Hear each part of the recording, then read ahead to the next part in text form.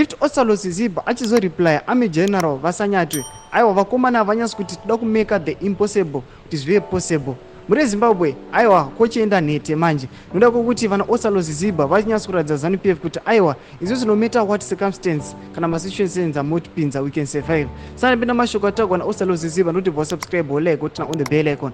Makainzwa speech yakadeliverwa na ame general vasanyatwe toda kuti aiwa ZANU-PF ichazopa kutoka kana madhunga vane nyanga vachitaura vachiti aiwa ma elections ese tiyamawina.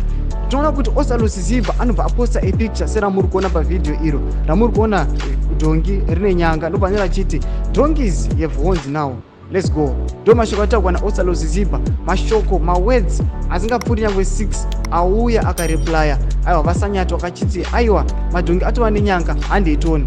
Ndo zvatinoona ground ravari kupa vanhu veZANU-PF vachiti aiwa kana madhongi atova nenyanga we're going to make the impossible possible. Toda kuti tione kuti zvamuri kutaura zvinomeka sense here kuti hamusi kuzopabva. Aiwa tiri kuona kuti vakomana vane nharo vana osalo Siziba. Tiudze mafungiro enyu muri kudi pamusoro pemashoko auya akareplya. Pinda comment section medu kudze mafungiro enyu kusangana no subscribe kulike chinotina on the bell icon.